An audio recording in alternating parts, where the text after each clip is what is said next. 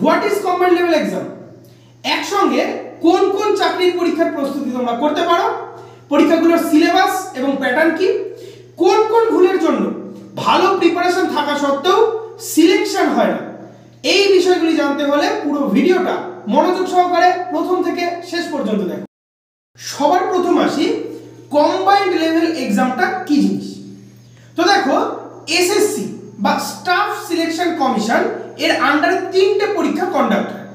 সবার প্রথম হচ্ছে সিজিএল বা কম্বাইন্ড গ্র্যাজুয়েট লেভেল, নাম্বার 2 হচ্ছে সিএইচএসএল বা কম্বাইন্ড হায়ার সেকেন্ডারি লেভেল, এবং 3 নাম্বার হচ্ছে মাল্টিটাস্কিং স্টাফ।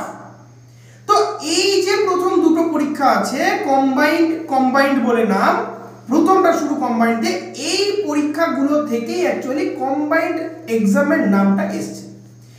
যেহেতু এই পরীক্ষার যা সিলেবাস এবং প্যাটার্ন, বিশেষত যা সিলেবাস, এই সিলেবাসটা অন্যান্য ম্যাক্সিমাম রাজ্য সরকারের পরীক্ষাগুলো বা অন্যান্য সেন্ট্রাল গভর্নমেন্টের পরীক্ষা যেমন রেল, এরা এই সিলেবাসটাকেই ফলো করে বলে সমস্ত গভর্নমেন্ট জব এক্সামকে বর্তমানে কম্বাইন্ড লেভেল এক্সাম বলে নেওয়া হয়। তো দেখো, কম্বাইন্ড লেভেল এক্সামকে মূলত আমরা দুটো সেক্টরে ভাগ করতে পারি বা দুটি ভাগে ভাগ করতে পারি। সবার প্রথম চলে আসি এসএসসি বা স্টাফ সিলেকশন কমিশন, এবং দ্বিতীয় চলে আসি ব্যাংকিং সেক্টর। স্টাফ সিলেকশন কমিশনের আন্ডারে মূলত তিনটে পরীক্ষা পড়ে। সবার প্রথম চলে আসো সিজিএল বা combined graduate level, number 2 combined higher secondary level, এবং নাম্বার 3 মাল্টিটাস্কিং স্টাফ। প্রথমটা হচ্ছে গ্র্যাজুয়েশন পাশে পরীক্ষা, সেকেন্ডটা হচ্ছে এইচএস পাশে, এবং থার্ডটা হচ্ছে মাধ্যমিক পাশের পরীক্ষা। তো দেখো, অন্যান্য যে গভর্নমেন্ট জব এক্সাম আছে, সেটা রাজ্য সরকার হোক বা কেন্দ্র সরকার হোক, এই সমস্ত পরীক্ষার যে সিলেবাস, সেটা এই কম্বাইন্ড পরীক্ষার সিলেবাস অর্থাৎ এসএসসি পরীক্ষাগুলির সিলেবাস কভার করলেই ওর সিলেবাসগুলোও কভার হয়ে যায়। সেই কারণে বর্তমানে সমস্ত গভর্নমেন্ট জব এক্সামকে একত্রে, ব্যাংকিং বাদ দিয়ে একত্রে কিন্তু বলে দেওয়া হয় কম্বাইন্ড এক্সাম। ঠিক আছে? তো দেখো, অন্যান্য যে রাজ্য সরকারের পরীক্ষা বা অন্যান্য আর কেন্দ্র সরকারের পরীক্ষার মধ্যে কি কি পড়ে? কেন্দ্র সরকারের পরীক্ষার মধ্যে পড়ে সবার প্রথম চলে আসে রেলওয়ে। রেলওয়ের ক্ষেত্রে কিন্তু এনটিপিসি পড়ে, গ্রুপ ডি পড়ে, এএলপি পড়ে, টেকনিশিয়ান, নন টেকনিশিয়ান সবাই পড়ে যাচ্ছে। এবং টেকনিশিয়ানের ক্ষেত্রে বা টেকনিক্যাল পদগুলির ক্ষেত্রে আইআইটি বা যারা ডিপ্লোমা কোর্স করে তাদের স্পেশাল সাবজেক্ট তো থাকেই, কিন্তু যে জেনারেল পেপারের পরীক্ষা হয় সমস্তটাই কিন্তু এসএসসি সিলেবাস থেকেই হয়। শুধুমাত্র রেলের ক্ষেত্রে ইংলিশটা থাকে না, আর ওগুলোর ক্ষেত্রে বাদ বাকি সমস্তটাই থাকে। ঠিক আছে? একই সঙ্গে চলে আসো আমাদের রাজ্য সরকারের যে পরীক্ষাগুলো হয়। কি কি পরীক্ষা হয় রাজ্য সরকারের? রাজ্য সরকারের ক্ষেত্রে ডাব্লিউবিসিএস এর প্রিলি এই সিলেবাস মেনটেন করে। ডাব্লিউবিসিএস এর পর চলে আসো পিএসসির ক্ষেত্রে। পিএসসির ক্ষেত্রে কি হয়? পিএসসির মিসলেনিয়াস এবং ক্লার্কশিপ দুটো পরীক্ষায় সেম সিলেবাস ফলো করে। 3 নম্বরে চলে আসো ফুড এসআই পরীক্ষা। 4 নম্বরে চলে আসো পুলিশের পরীক্ষা। পুলিশের মধ্যে কলকাতা পুলিশ আছে, আবার পুলিশের মধ্যে আমাদের বেঙ্গল পুলিশও আছে, পুলিশের মধ্যে কনস্টেবল এবং এসআই দুটো পরীক্ষাই আছে। তো সমস্ত সিলেবাস এসআই এর মধ্যে কিছু কিছু ক্ষেত্রে এসআই এর মধ্যে ইংলিশ রিটেন থাকে, সেটা বাদ দিলে প্রিলির যে সিলেবাসটা সমস্তটাই কিন্তু এই দিকে চলে আসছে, অর্থাৎ এসএসসি বা স্টাফ সিলেকশন কমিশনের যে সিলেবাস সেটা কভার করলে সমস্তটা কিন্তু কভার হয়ে যাচ্ছে। ওকে, অপর দিকে চলে আসো যদি ব্যাংকিং সেক্টরের ক্ষেত্রে চলে আসো, তো ব্যাংকিং এক্সামের ক্ষেত্রে মূলত দুটো এক্সাম হয়। এক হচ্ছে আইবিপিএস, আইবিপিএস এর ক্ষেত্রেও কিন্তু ক্লার্ক এবং পিও দুটো আলাদা আলাদা পোস্টের জন্য পরীক্ষা হয়। একই রকম ভাবে এসবিআই কিছু কিছু ক্ষেত্রে আলাদা করে পরীক্ষা নেয়। তো এসবিআই এর ক্ষেত্রেও কিন্তু পিও এবং তোমার ক্লার্ক এই দুটি প্যাটার্নেই কিন্তু পরীক্ষা হয়ে থাকে। এবার চলে আসি পরীক্ষার সিলেবাসের উপর। তো দেখো, আমি যে দুটো পার্টে ভাগ করেছিলাম, একদিকে এসএসসি এবং একদিকে ব্যাংকিং এক্সাম। এসএসসির ক্ষেত্রে মূলত আমাদের 4টে সাবজেক্ট পড়তে হবে। সবার প্রথম আসি ম্যাথামেটিক্স, দ্বিতীয় ইংলিশ, থার্ড হচ্ছে রিজনিং, এবং ফোর্থ হচ্ছে জিএ বা জেনারেল অ্যাওয়ারনেস। ম্যাথামেটিক্সের সিলেবাসটাকে আমরা যদি একটু ইলাবোরেটলি বলি, তো ম্যাথামেটিক্সের মধ্যে মূলত দুটো পার্ট আছে। এক হচ্ছে বেসিক পার্ট, দ্বিতীয় হচ্ছে অ্যাডভান্স পার্ট। ঠিক আছে?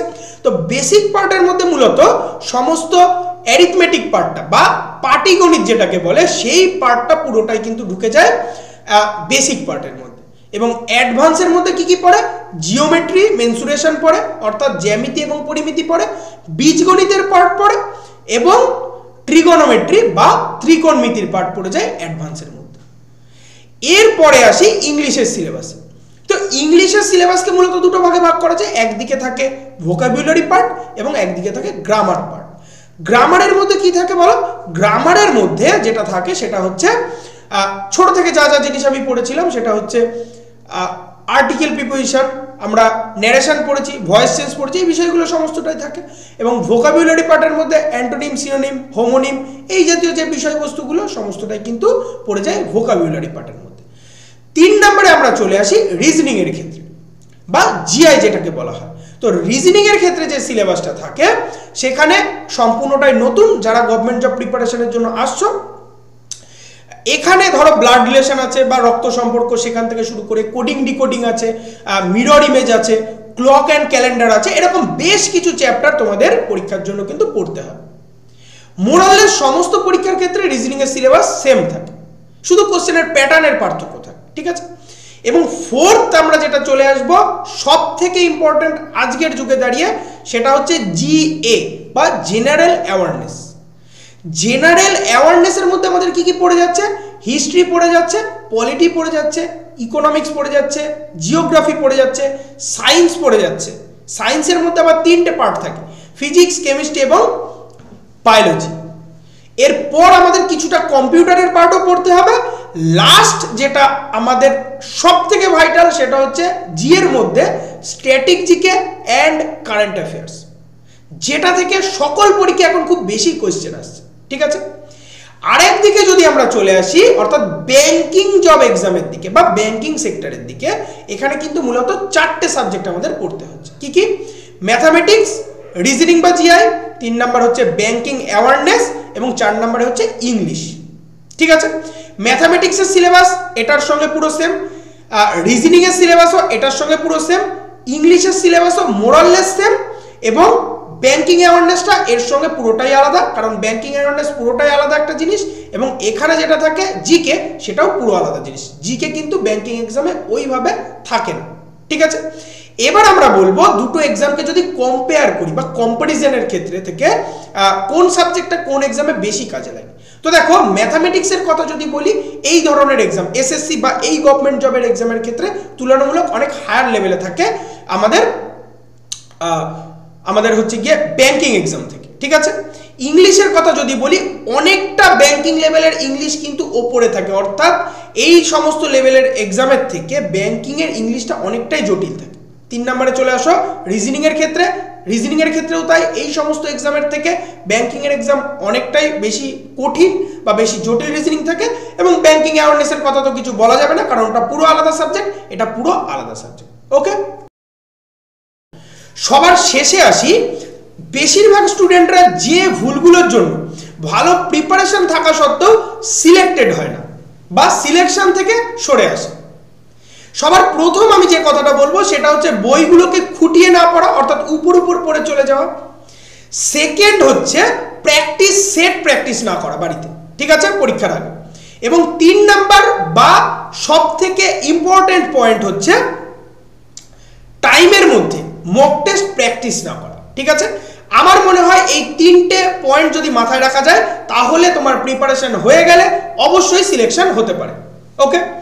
তো এইরকম ইউজফুল ভিডিও পাওয়ার জন্য আমাদের চ্যানেলে যুক্ত থাকো এবং চ্যানেলটি সাবস্ক্রাইব করো এবং নিচে দেওয়া টেলিগ্রাম চ্যানেলের সঙ্গে জয়েন হয়ে থাকো। আমাদের চ্যানেলে গভর্নমেন্ট জব সংক্রান্ত ম্যাথামেটিক্স, রিজনিং এবং ইংলিশের ডেইলি লাইভ সিরিজ চলে, তোমরা সেগুলোর সঙ্গে জয়েন থাকতে পারো। সমস্তটা নিচে ডেসক্রিপশনে বা প্লেলিস্ট থেকে তোমরা পেয়ে যাচ্ছ। তো আজকের ভিডিও এই পর্যন্তই।